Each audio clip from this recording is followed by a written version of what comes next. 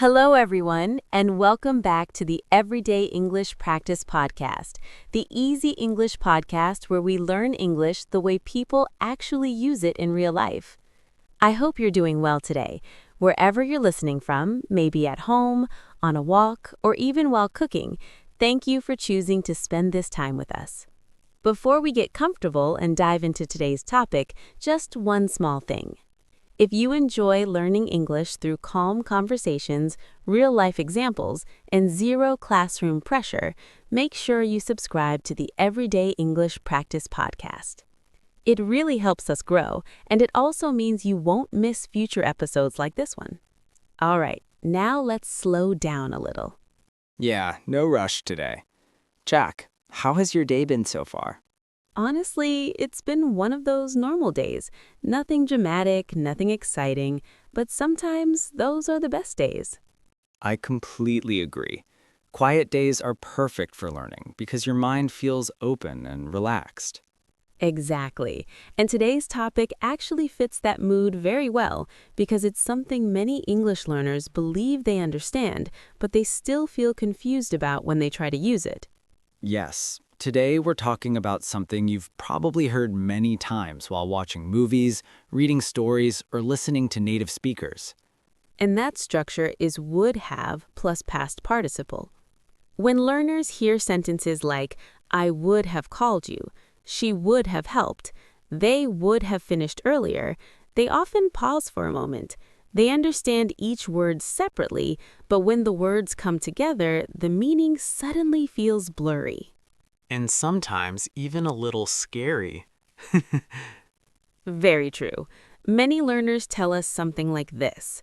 I know the word would, I know the word have, and I know past verbs, but when they come together, my brain freezes. So let's say something very clearly right now. If this structure feels confusing, you are not weak in English. You are completely normal. The truth is that this structure is usually not explained properly at beginner levels. Then, suddenly, when learners reach the B1 or B2 level, they start hearing it everywhere. Movies use it, native speakers use it, podcasts use it. But many teachers only explain how the structure looks, not why people actually use it. And that's why today's episode is different. Today, we are not just memorizing rules, we are understanding meaning, feeling, and real-life use. And one more important thing. In this episode, we're covering two very common forms, would have and would have been. We'll also explore how these structures work naturally inside conversations. That's why this episode is perfect for B1 and B2 learners. But if you're still at A1 or A2, don't worry. You can still listen and absorb the feeling of the language. Nice example. Thanks.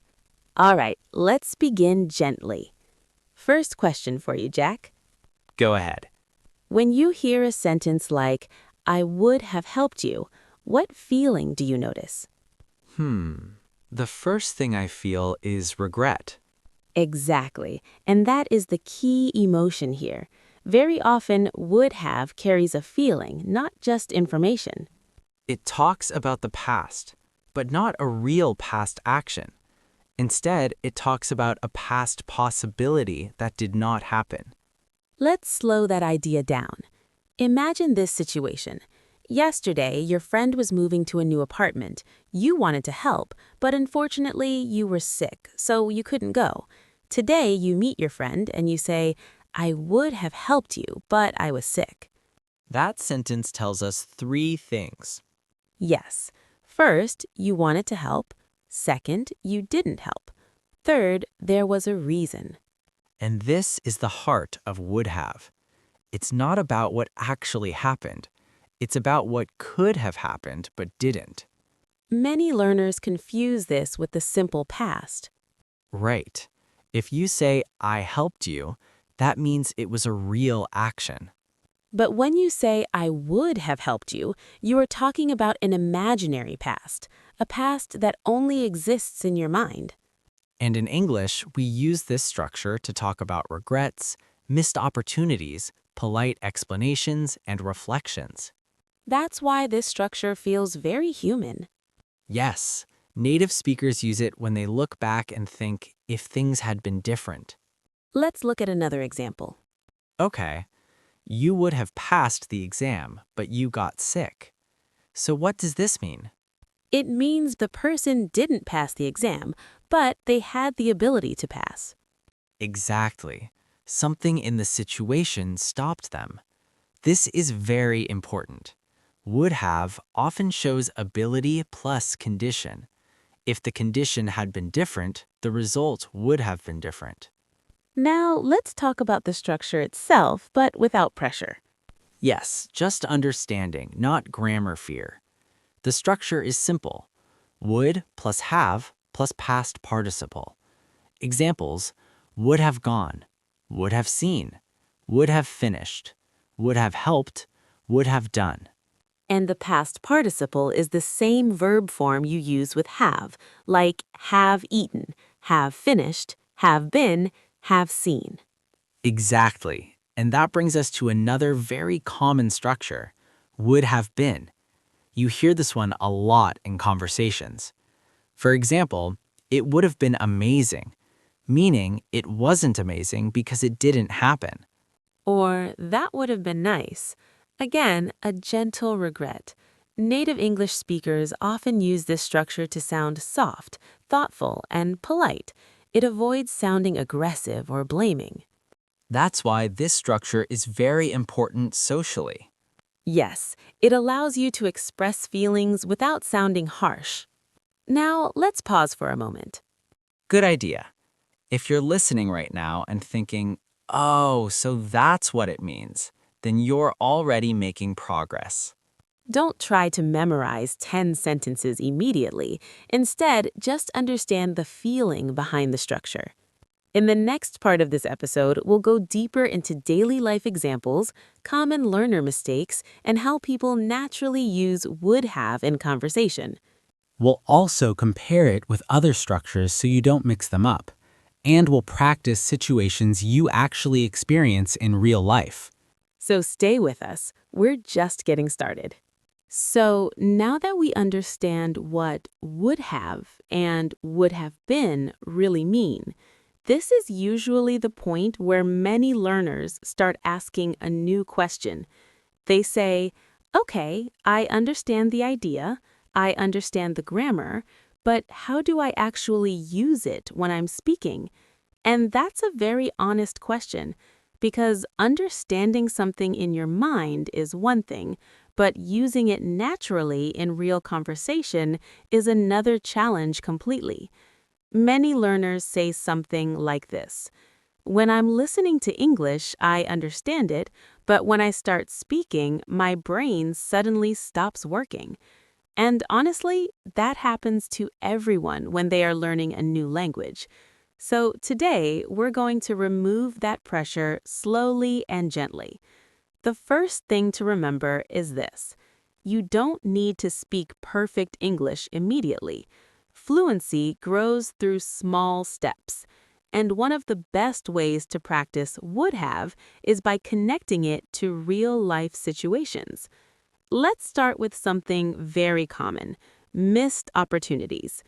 Imagine your friends went out for dinner yesterday. Today, they tell you about it.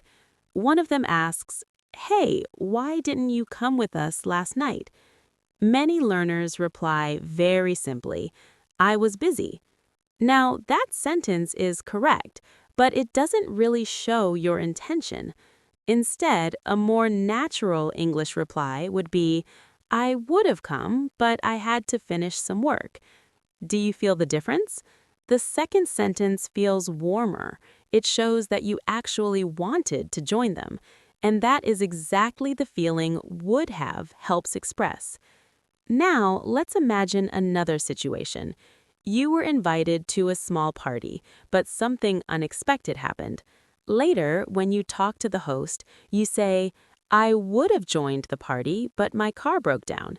Again, you are not just explaining the past, you are explaining a past possibility that didn't happen. And native speakers use this type of sentence all the time. Now let's talk about another situation that many people experience: missed phone calls. Imagine your friend tried to call you yesterday, but you didn't answer. Today, they ask, "Why didn't you pick up my call?" You might answer like this: "I would have answered, but my phone was on silent." This sentence shows something very important. You didn't ignore them, you simply didn't notice the call. And would have helps you communicate that intention clearly. Now let's move into a workplace situation. Imagine you had an important meeting yesterday, but unfortunately, another urgent task appeared at the last minute. Your manager asks, "Why weren't you in the meeting yesterday?" Instead of saying only, "I had another task," you could say, "I would have attended the meeting, but I got caught up in another urgent project." That sentence sounds professional, responsible, and clear. This is one reason why many B1 and B2 learners find this structure very useful in professional English. Now let's move to another emotional situation: regret. Regret is one of the most common feelings behind the structure would have. Imagine you forgot your friend's birthday.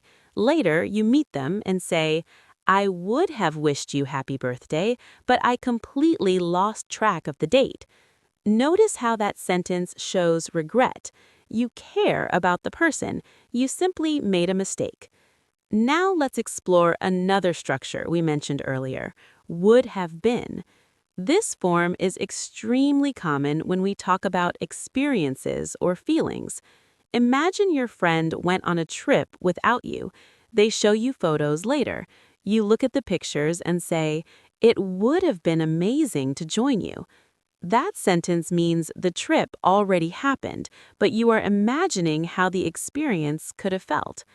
Another example: your colleagues organized a team lunch, but you couldn't attend. Later, you say, "It would have been nice to see everyone." Again, you're talking about a feeling connected to an unreal past experience. Now let's talk about something very important: common mistakes learners make. One mistake is forgetting the past participle. Some learners say, "I would have go," but the correct version is, "I would have gone." Another common mistake is mixing time incorrectly. For example, some learners say, "It would be fun if I joined yesterday," but that mixes present and past. The correct sentence is, "It would have been fun if I had joined yesterday." Now, this brings us to something interesting: conditional sentences. You've probably heard sentences like this before: "If I had known earlier, I would have helped you." Let's look at that structure carefully. First part, "If I had known earlier." Second part, "I would have helped you." This is a classic example of a past unreal conditional. It describes a situation that did not happen in the past. Let's try another example. "If I had studied harder, I would have passed the exam." Here's the meaning: you didn't study hard and you didn't pass the exam, but you're imagining a different past. Now, let's try a more relaxed, everyday example. "If I had woken up earlier, I would have caught the bus." That sentence tells us the speaker woke up late and missed the bus, but they are imagining the alternative. Now let's explore another area where this structure appears often: giving polite explanations. In English-speaking cultures, people often soften their explanations. Instead of sounding direct or defensive, they use gentle language. For example, "I would have replied to your message sooner, but I was traveling." Or, "I would have finished the report earlier, but I needed more information." These sentences show responsibility while also explaining the situation. Now let's try a small conversation example. Friend 1 says, "Why didn't you join the movie night?" Friend 2 replies, "I would have joined, but I had to work late." Friend 1 says, "Oh, that's unfortunate." Friend 2 adds, it would have been fun to watch the movie together, notice how natural that conversation feels. These structures help express emotion, imagination, and reflection. Now, before we finish, let's review the key idea again. Would have talks about a past action that did not happen but was possible. Example, I would have helped you, meaning I wanted to help but something stopped me. Would have been talks about a past experience or feeling that didn't happen. Example, it would have been great, meaning it didn't happen, but I imagined the experience. So when you practice English, try creating your own sentences. For example, I would have studied more yesterday, but I was tired. Or, it would have been nice to travel this summer. The more you practice speaking these sentences aloud, the more comfortable they will become. Remember, learning a language is not about perfection, it's about communication. Small improvements every day create big progress over time. And the next time you hear someone say, I would have called you, or it would have been fun, you'll understand not only the grammar, but also the feeling behind the words. That's the real goal of learning English. Thank you for spending this time with us on the Everyday English Practice Podcast. Keep listening, keep practicing, and most importantly, keep enjoying your English journey. We'll see you again in the next episode. Take care, everyone. Bye-bye.